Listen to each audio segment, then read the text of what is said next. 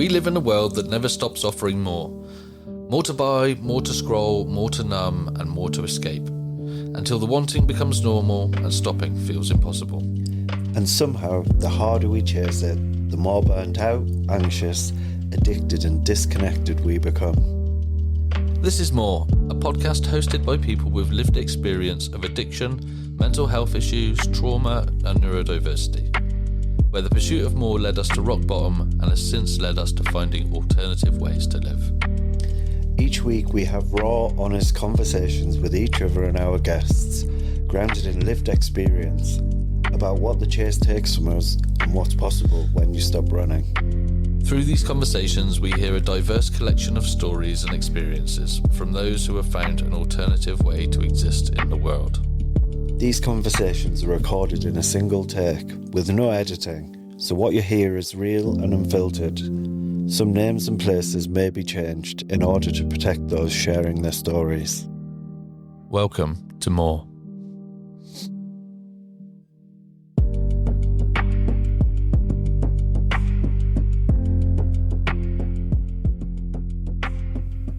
Hello and welcome to episode number 4. I'm Toby. And I'm Rudy. Hi, Rudy.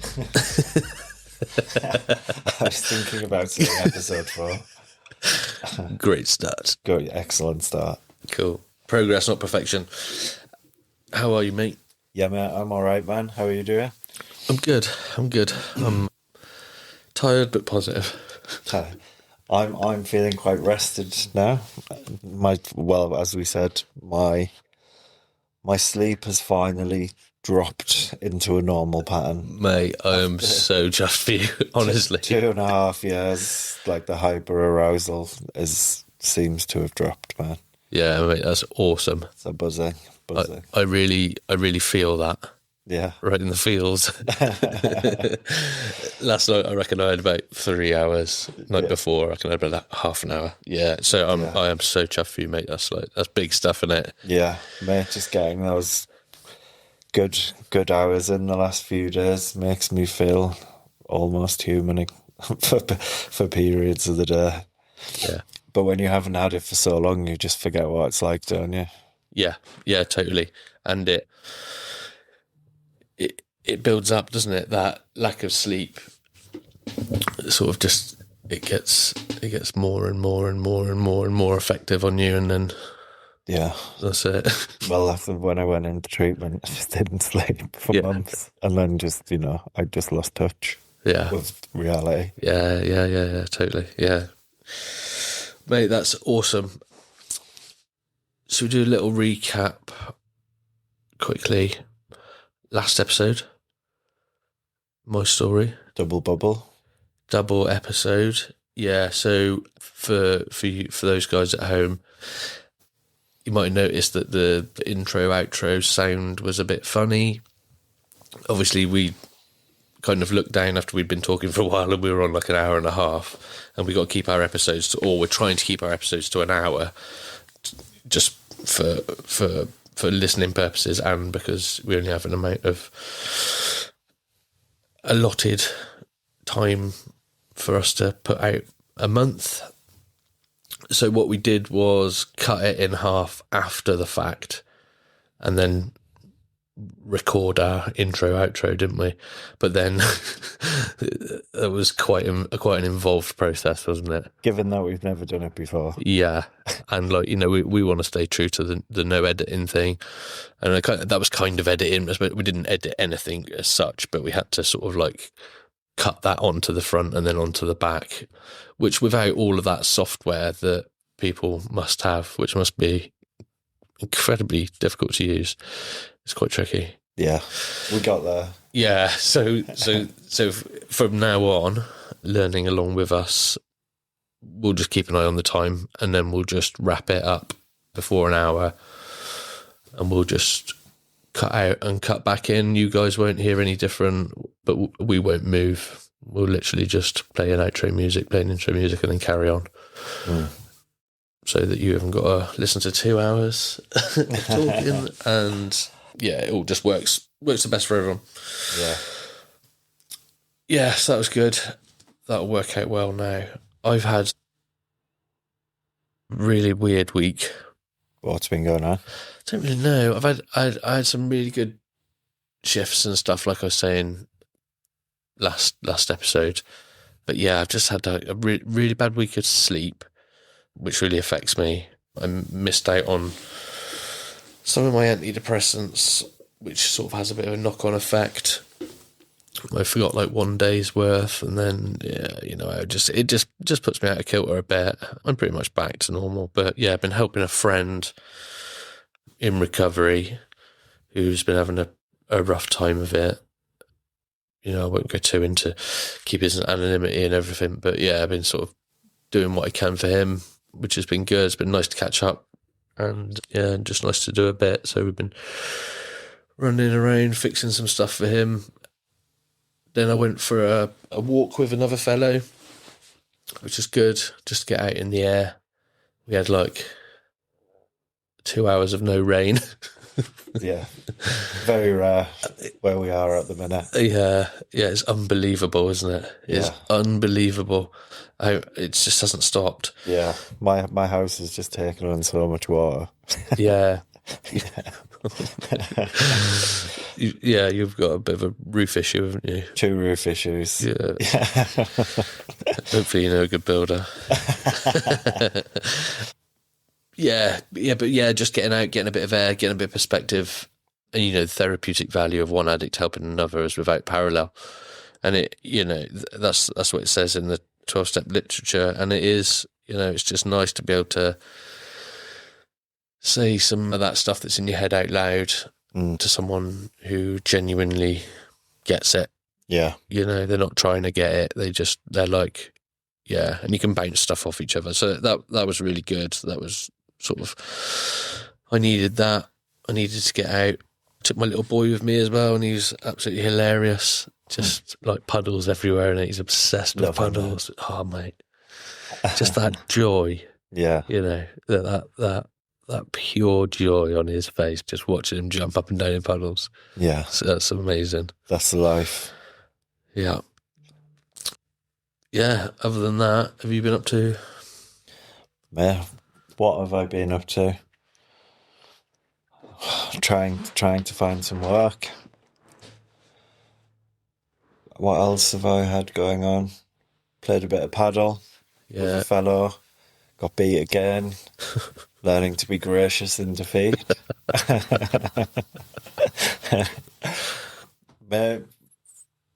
What else have I done? I've changed my gym. So from the local leisure centre, I've gone to the 24-hour gym where it's a bit more serious. Yeah, right. People are very serious looking. Weight belts. Poor wraps. No one's there to have fun. Is there like a big bowl full of chalk?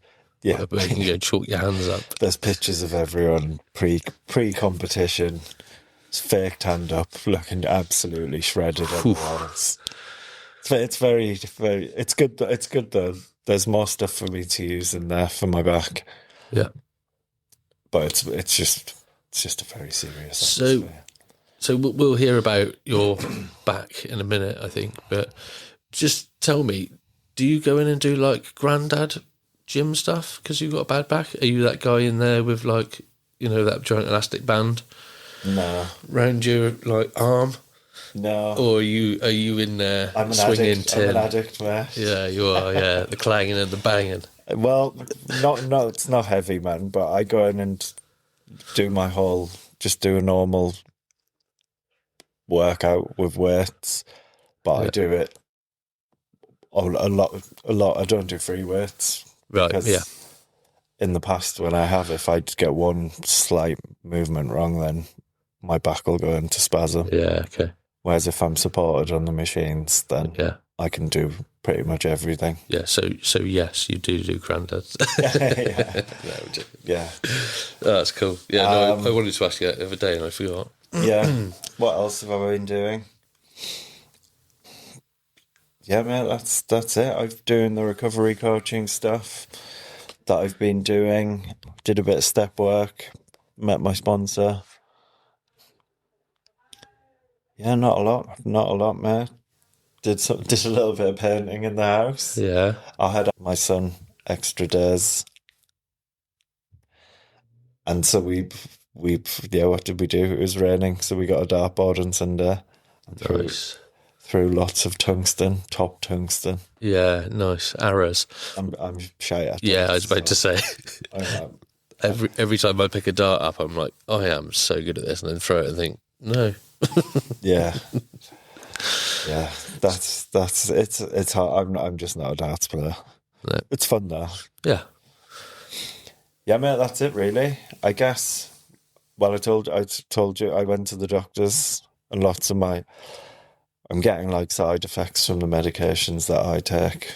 I take antipsychotics, and I think, well, the doctor showed me the side effects for all of my meds, and they all have the same thing, which is, my scalp is on fire at the minute, and any crevice, I guess, sweating in the gym, my armpits, they're so sore, and he did he did a hair test and pulled some of my hair, and just all of it just come out. I was like, great, great. No. So I had to get some tests and stuff done. I should hear back in a few days on what's going on with all that, man. But it is what it is. I'm feeling probably the most stable that I have since getting back from treatment. So Yeah, good. Does that make you feel like you want to start tapering off those meds? Or does that make you feel like the meds are working?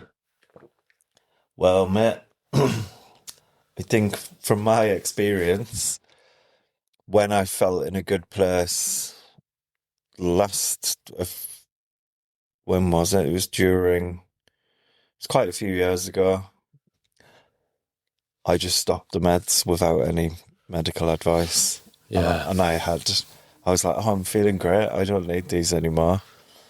And then 18 months, 2 years later, I was drinking and using and just trying to live a normal life. And, things came crashing back down. Yeah, right. And I went into treatment in 2024.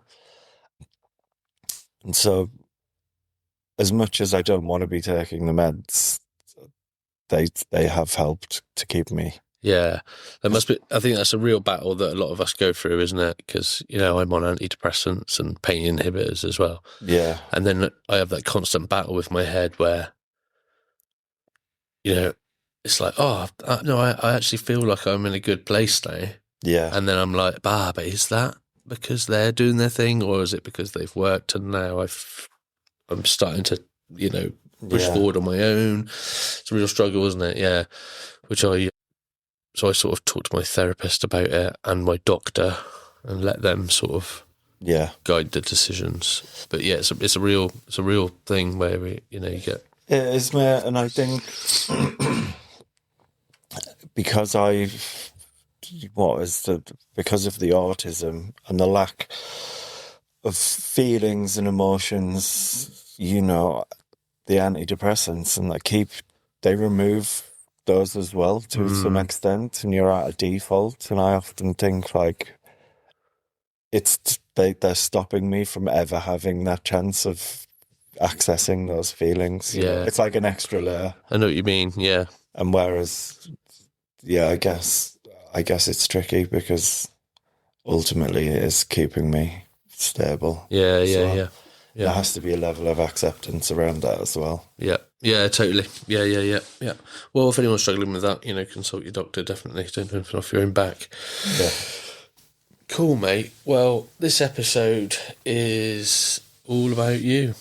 All about me. So I think we should just jump straight into it. Yeah. You feeling all right? Yeah. Just got a bit of a let me just have a little drink. Got a frog in your throat. Well, yeah.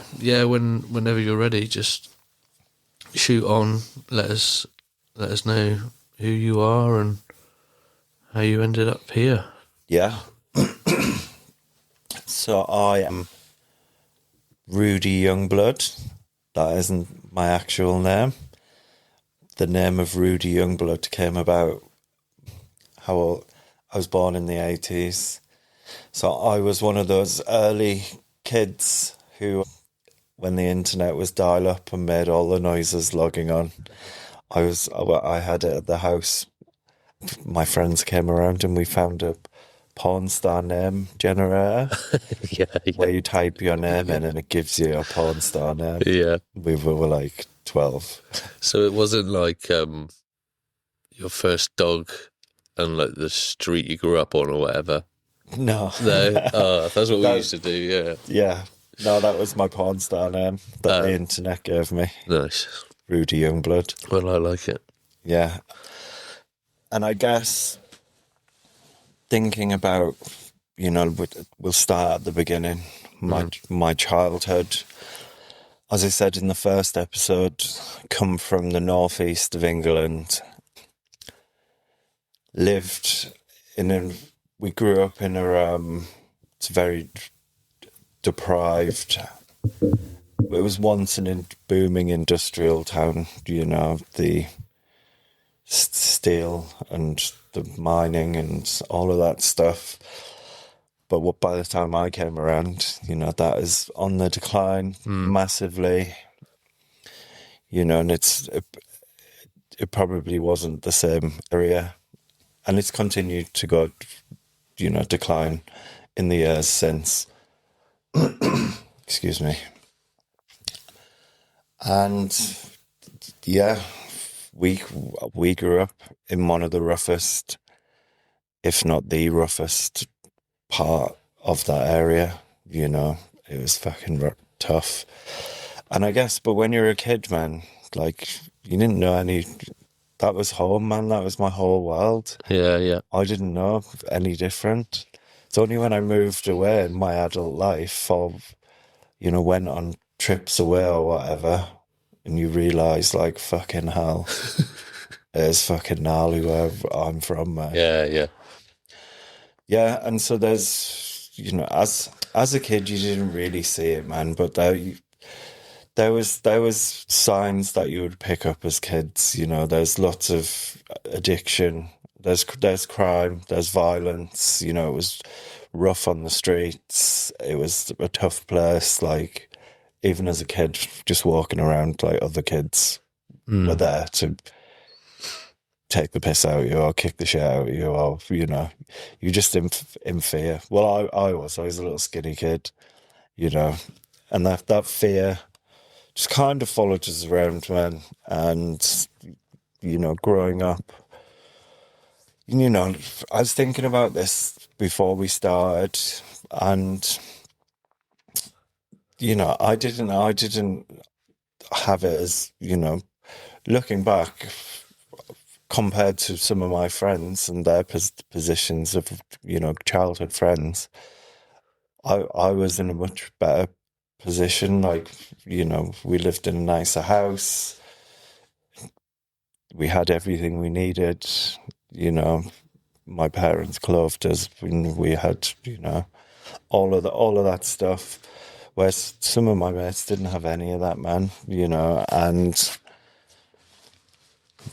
yeah, it's just trying to think back about it then. Does that mean you kind of effectively sort of having more? Did that mean that your parents weren't around as much? Were they out working a lot? I think that's part.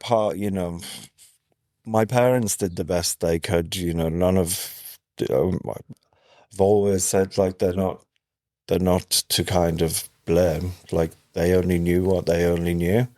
And if you look at all of my mates and their upbringings in that place, everyone's doing the same thing. And so, but we're all, you can see it's a dysfunctional area and a dysfunctional culture. Yeah, my dad would work a couple of jobs. He played football, played all the sports. And my mum cleaned up our home, did what she had to do with us, took us to doctor's appointments and the logistics of, running a family, I think. Yeah. And Yeah, I was the oldest. My parents were 21, I think, when I was born, you know. Yeah, well, So pretty young, you know, and trying to think I don't even remember being 21, man. It was just fucked. The Yeah. full, you know. you're responsible for other lives. Yeah, my 21st birthday, I remember being in the middle of a race course, what is it, composing, Yeah. orchestrating a big brass band while I did Happy Birthday.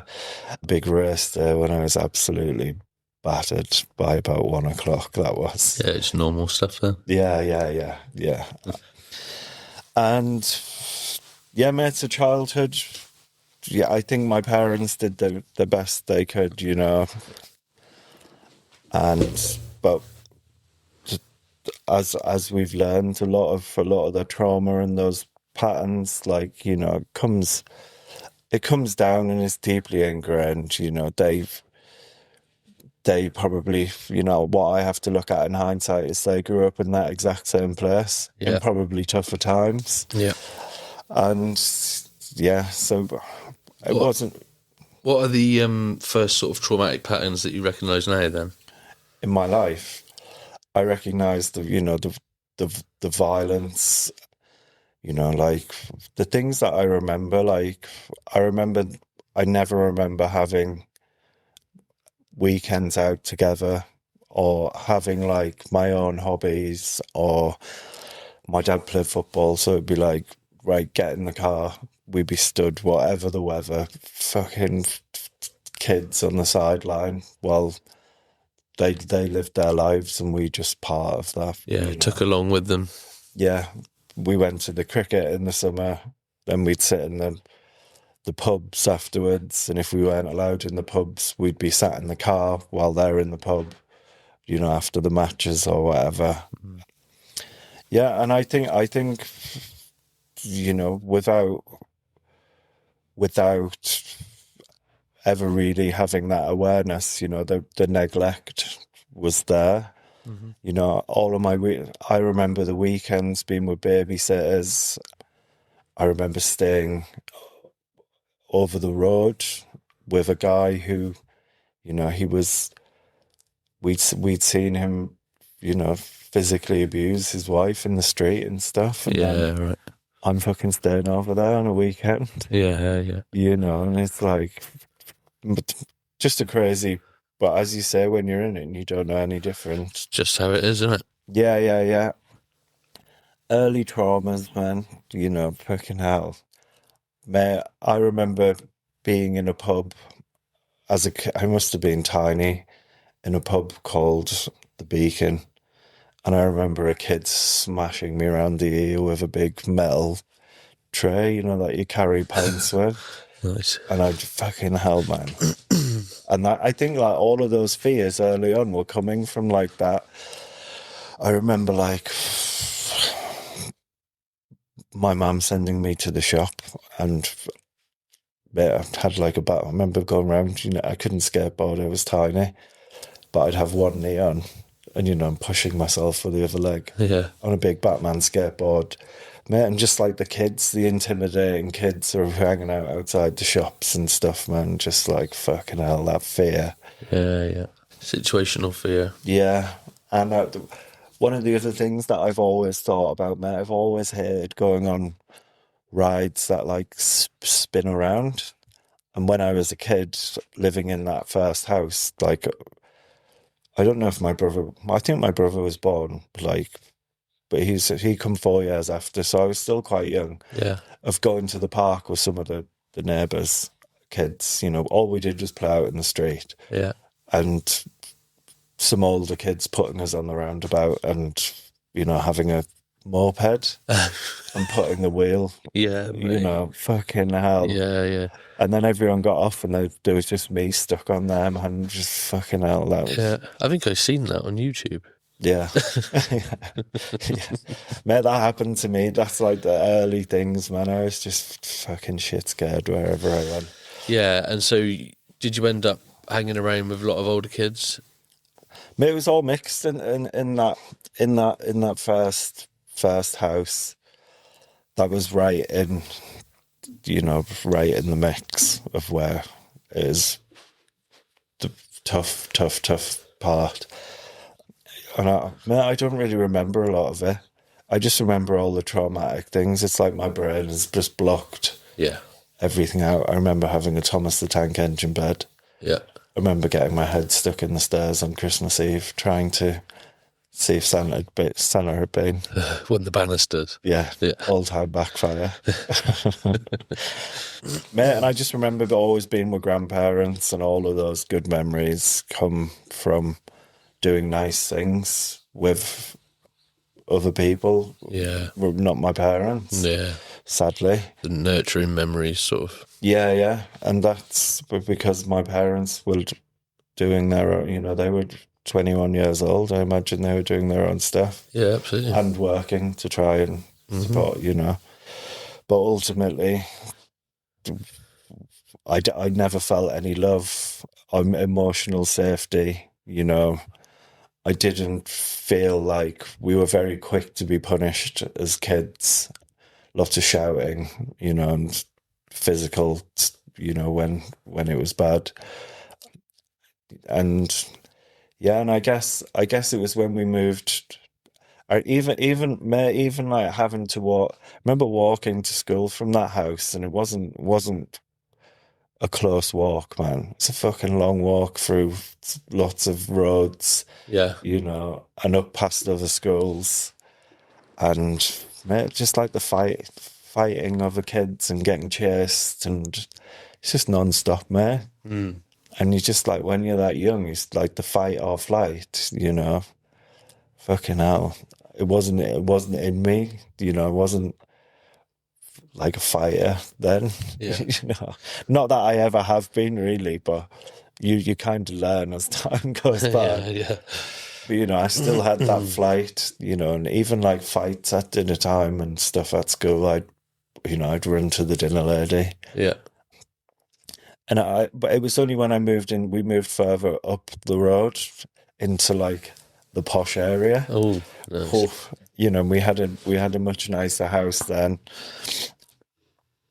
And there's like three groves, and then there was a field one side, field the other side, and all the kids from the groves hung out, and some of them, the older ones would be drinking reef and cans and, smoking. And then we'd be the younger ones, and they never we all just hung out, and got on, and it worked. We played lots of football and get up to lots of mischief. Yeah. And yeah, most of those, mate, were nicer kids than, about half a mile down the road. Yeah. Not even. Yeah, those were kind of the people who we hung out with on the reg. Did you ever feel like you were sort of easily led astray? Well, mate, I guess what I can see now, and doing the therapies and talking through it, I think I was very easily, because I wasn't getting any attention at home, and I didn't feel any, like, what self-worth. Like, obviously, as a kid, you don't know what self-worth is, but, self-esteem, I guess, didn't get any attention. There was no, like, love shown to us. Like, no one, even like, as adults, like, no one in my family ever said, like, love you to whatever. Really, yeah. No one hugged or, Yeah. And then so when you go out in the streets and, people are like, show you affection, mate, I just turned into like fucking hell, loving the attention and playing up to it. Yeah. Can relate. Yeah. And mate, even though like, well, you've seen how unsociable I am. I'm not sociable. I like being on my own. And, it's taken me a long time to accept that that's where I'm most comfortable. I'd wear all the masks and pretend that, that I fucking was the most sociable kid. Yeah. But deep down I wasn't, and yeah. So moving on, I think, childhood, as we got a bit older, I realised I'd stood on that many sidelines. I started playing football and I realised I was pretty good. And is that something that your family, like your dad, who was a footballer, is that something that he guided you into and supported you with, or is that something that you just sort of took upon yourself? Well, mate, he took me to the teams that he took me to, but when like bigger opportunities come up, like they never really supported it, or they never would drop anything they were doing. Like I remember, I think I was living in the new house, and there's a school over the road, the school my siblings went to, secondary school. Mm-hmm. And I did a football course in there with an ex-professional, and then he's like, mate, I need to speak to your parents at the end of the 6 weeks. He was like, you've got something, Yeah. And then I was like, all right, cool. So he gave me all his details. My dad was just like, oh, can't take it to that, I'm busy, Right, for yeah. like trials. And mate, that kind of stuff just continued all the way through. Like the last roll of the dice, I was on trial at a club, 6-month trial, and with another mate, we both played in front of each other. And, my mate's dad, we were driving like 4 hours or whatever to get on every Sunday morning. Yeah. He was like, can you, take a turn? Or can your dad help split this up? And he was like, I'm busy. Like, I've doing my own stuff. And so that, we were never, the priority. If we had those opportunities, they came and went, I guess that's more of that sort of nourishment. Yeah. That's lacked, isn't it? Yeah. And it's sad to think about it, but that was the reality. I've worked hard to accept that. And I think, genuinely, if I was good enough, then I would be a footballer, but it wasn't to be. Yeah. I met some good people, and I think that's, the rest of my childhood. The first team that I went to they played on the side of the scrapyard down in the bottom where it was tough, and my manager was a local shoplifter. And I always remember like one of the first matches, man, just getting beat like 22-0. I was just like, fucking hell. Be learned for it. I tried a few other teams, and then I found a team, and mate, and we were mates all the way through from like 11 or 12 till 18. Yeah. We trained twice a week together. We played on Sundays and we hung out, but most of us, every single night. And we were like a bit of a, crew or a gang or whatever, Is this where maybe a culture of drinking started to creep in? Mate, so when it comes to the drugs and the drinking, like, there was the whole area is a culture of drinking where I grew up. Yep. My parents were always having parties at the house. They'd be bringing people back after their nights out, and we were allowed to come and sit down and like, they'd all be boozing and smoking and into the early hours or whatever, and we were just there, like the babysitters were gone, or if that we'd be with the parents while everyone's partying. Yeah. And mate, I always remember the first time that I was like, well, I probably tasted it, but the first time I went for a drink with intent, there'd been a party and there was cans all over the living room. We'd been to like my grandparents or wherever on the Sunday, and I come back in, my parents were like in the kitchen, and I picked a can up, and it was a bomber. there was booze in there. So I was like, right, can I have a swig of this? Swigged it, mate, and there was a fucking cigarette and Oh, slug. oh my The God. worst. I've never felt so sick in my The life. worst. And yeah, mate. So it was like we were always around the boozing, you know, just what people did there. You know, people like if you went to your friends after football, you know, the white patio chairs in the garden, smashing cans. You know, everyone's out if the sun's out. Yeah. Music blaring. You know, that's the way it was. Tops off, cans out. Tops off, tats out. Yeah. And yeah, so when I met the first, well, I guess it was playing in that. It was before I signed for that team, actually, but in the boys' club where my dad played for the football team and he managed them. I played a football tournament there, and I must have been 10 or 11, and you know there was older kids there, and one of them who I became mates with as we got older, but his dad was a drug dealer, and come in at half time of a match, or the end of a match, and we were in the changing rooms, and you know they were in there, and he's like, have some of this will make you play better. And I was like, oh, go on then. And I hoofed it. And what I know now, it was poppers, mate. And it was the first, I was like 10 or 11, you know. Wow. And then just like ran back onto the pitch, and I was just like, oh my, that was the first time I'd like had anything that changed the way I felt, you know, instantly. I felt fucking awful. Running around trying to play football with a massive headache. Yeah. Bang. And I guess going into early teens, you know, it was around us, you know, we tried the weed. It wasn't weed, it was resin, tack. Yeah. You know, we'd get a $5 deal. So bar. Yeah. And we would find places.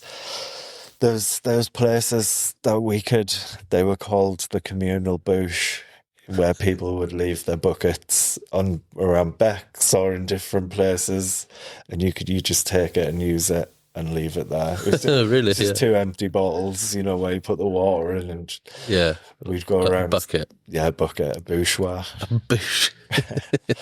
And we did that, not a lot, but we were doing other things, you know. We were burgling places we shouldn't have been. We would steal copper.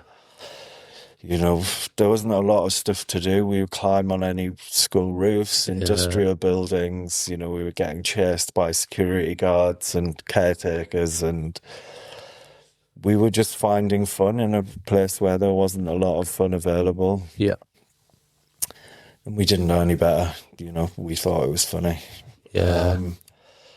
And yeah, so it was a bit like, you know, I can see now, like when you look back, the addictions, I guess where I can see now, and when I started to understand that, you know, addiction isn't the stigma that we all have of someone who's homeless and, you know, into hard drugs.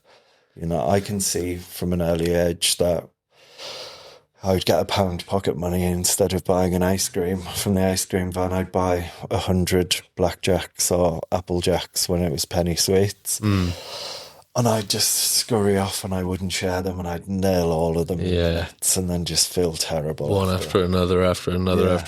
Yeah. And the same with like football cards and stickers, mate. I loved the smell of them. I loved collecting them. And then, you know, when I didn't have any more money to get them, I'd steal them. Yeah. Shops, you know. I think we were of an age. There wasn't CCTV in those early days. You would tell the woman you wanted something from behind her, and when she turned around, you'd fill your pockets with whatever you could. So you just had them curved mirrors, didn't they? Yeah. But yeah, mate, then the boozing, you know, that we boozed a bit when I did, you know, I would do it in those younger teenage years. like I would do it. It was a competition. Yeah. Who could do the most and Yeah. drink the most, and that's the way I drank Yeah. when I did it. But there was a lot of it. A lot of teenagers were doing that in the parks and around. And you would wander, you were all just wandering the streets, aren't you? Yeah. And people from different areas never really got on, and so you'd be meeting, and they'd be drunk, and you'd be fighting. Yeah. And they'd be getting chased, or we were never ones who were doing the chasing, but you'd either fight or you'd be like getting chased. We were happy just fucking around and breaking into whatever, and we were like, I guess, like jackass, anything that we could do to hurt each other and make a laugh out of it. Yeah. That's what we were doing. We were idiots. Yeah, unguided kids, like latchkey Yeah. kids, I suppose, isn't they? Cool. Yeah. So at what point did it start getting a bit abnormal? So I think, the first time I had when did it start getting abnormal? So when I was in this, when I left school, I did the drinking and whatever, your leaving party, meeting everyone. And then I played in a football academy, I still had this underlying thing that I was going to be a footballer and it was going to get me away from this area. But, I never had that. I fucked around all the time. I didn't have the attention span.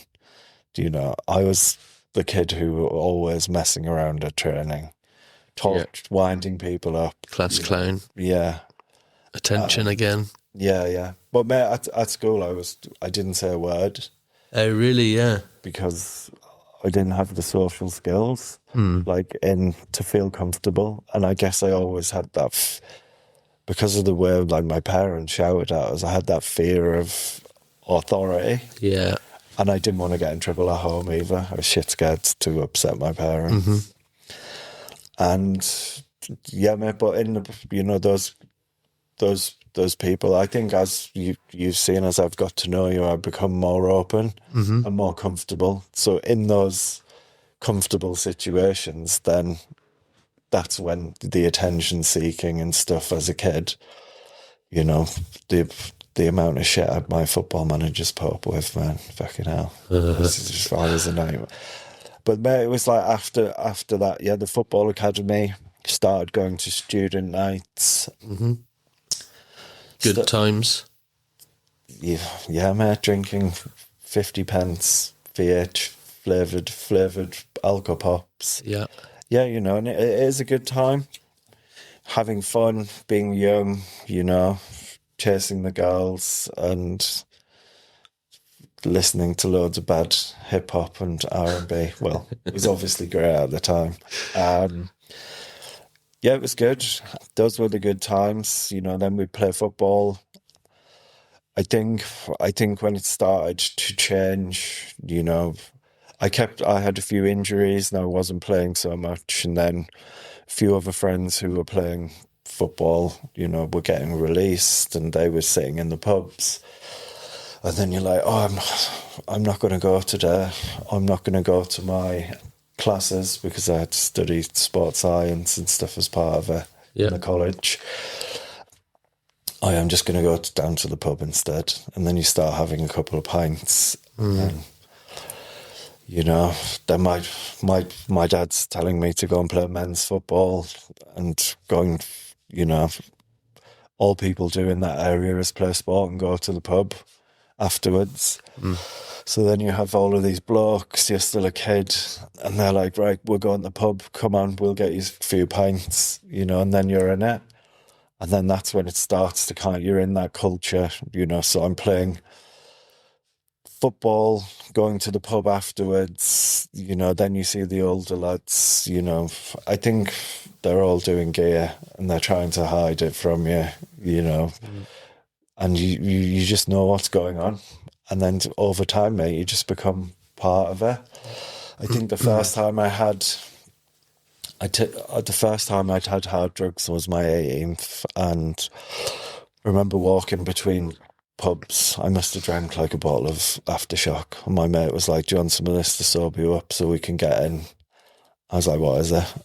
And he's like, "Coke." So I was like, "Oh yeah, go on then."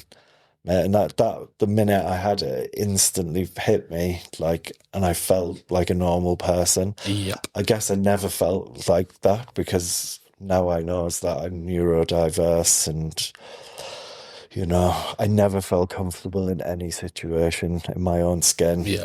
Because I felt different. I've heard that so much, and I can really relate to that. Coke being that one that just gives you confidence. Oh my God, it was like an injection of life. Yeah, gift of the gab. Yeah. You could just drink endlessly. Yeah, it was like the secret, wasn't it? Yeah, the secret to fitting in. Yeah. And to being a person that I wasn't. Yeah. So many neurodiverse people I've heard talk about that. Yeah. And that was it, mate. I think, 5 minutes after that, I went into a pub and someone broke my nose, and then I got arrested for fighting on my 18th birthday. So yeah, that was great. Then that was kind of the start of it, really. The football dried up. Started drinking more and more on the streets, more was, at one point I was living in a house with friends, like 8 of us. So how are you making money at this point? Do you get paid? Just bumming money. Yeah. No. I was playing bits of semi-professional maybe by then and getting 20, 40 quid a match. Okay, so you get paid for a game sort of thing. Yeah. But mate, I was never turning up. Yeah. So then more and more teams were like, it was all just disappearing very quickly. Yeah. I had all of the talent, but I was just going in a different way. I didn't care about footy anymore. And mate, just bumming money from parents, family, like as I said, just wherever we could.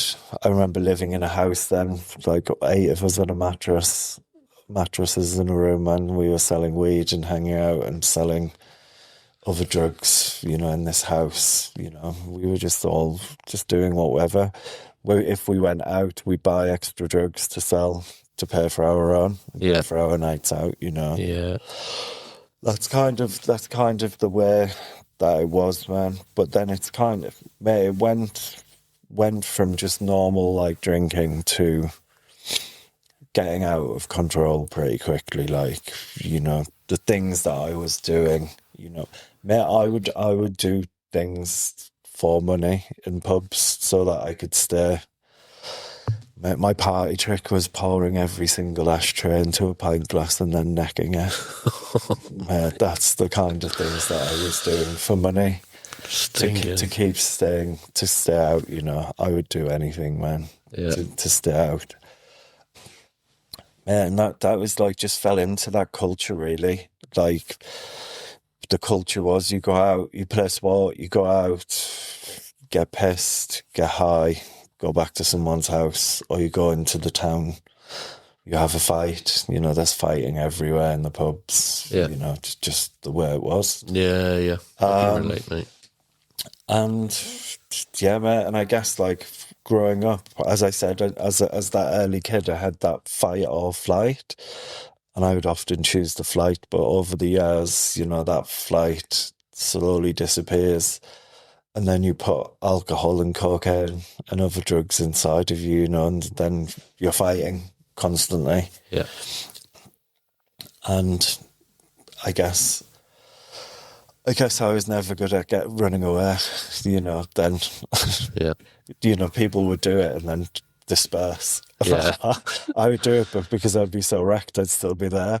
And the amount of £80 drunken disorderly fines and like the arrests and nights in cells, that they just added up, man. I remember one time just having payment card with a court because I had that many fines that I just had a payment plan because I couldn't pay them all off, man. Yeah, and they were just coming and coming and coming. Mental, looking back. But yeah, mate, the drinking, like, it got bad pretty quick. Like, I'd drink anything, I would take anything, you know. Probably when I was 19, between 19, 8, like in that first year of really doing it, I'd overdosed twice. I'd been saved on a dance floor by paramedics and party goers, ravers, whatever, brought back to life on the dance floor after overdosing, after not sleeping for a few days. And then the same happened again not long after. And even then, like waking up in hospital, just ripping all the things off and just leaving and going straight back to the pub and continuing. No like consideration. It's like I just didn't care. Yeah. As long I just wanted to be out with my mates, having a good time. You know, thought I was having the best time, but really I was just harming myself. Yeah.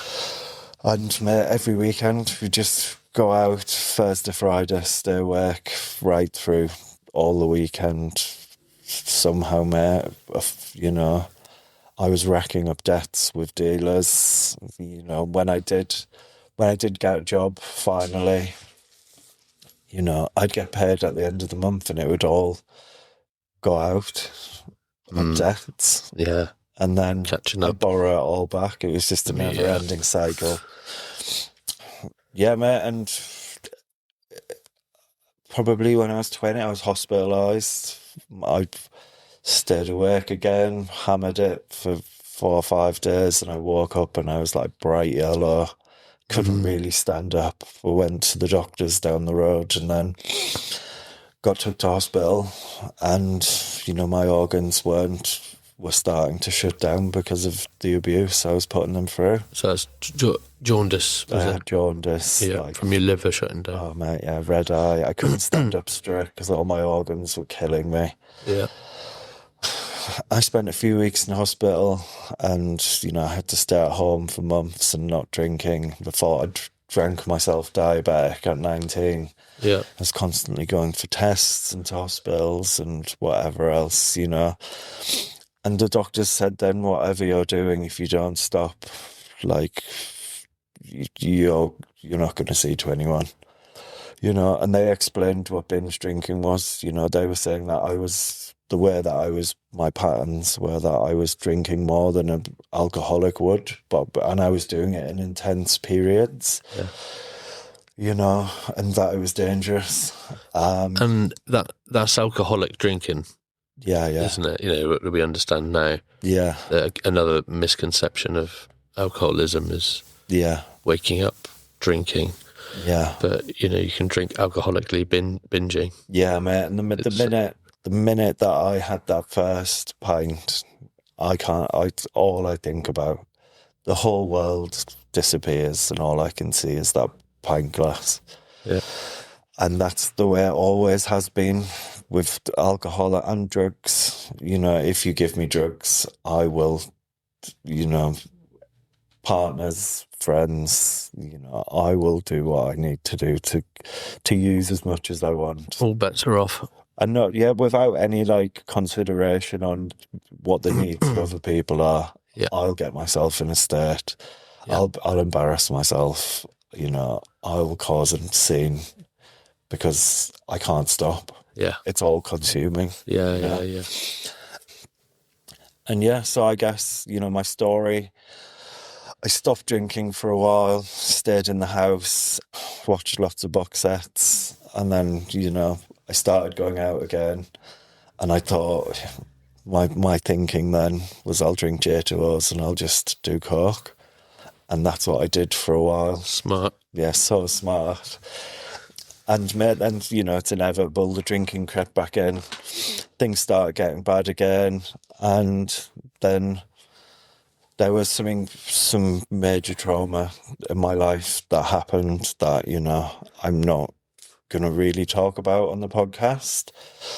But life-changing incident, really, that, you know, could have changed my life completely, you know. Probably would still be in. Mate, what I'm going to do is I'm going to stop you there. You know, this is awesome. I'm intrigued. We're coming up on an hour already. Yeah. So what we'll do is we'll wrap up there nice and quickly for those who are listening along. And then we'll jump straight back into it on the next episode. So thank you guys for listening along with us. Yeah, we'll see you in the next episode.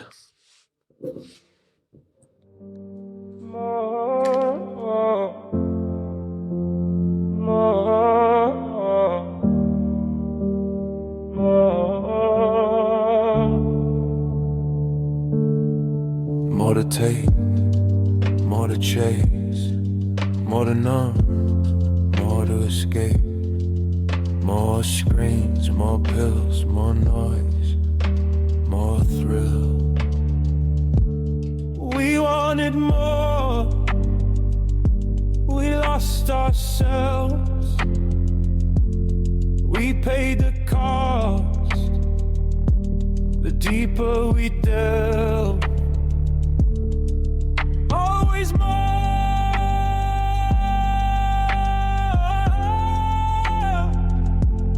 never enough.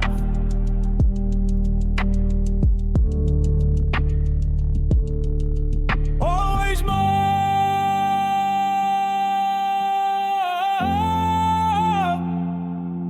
never enough.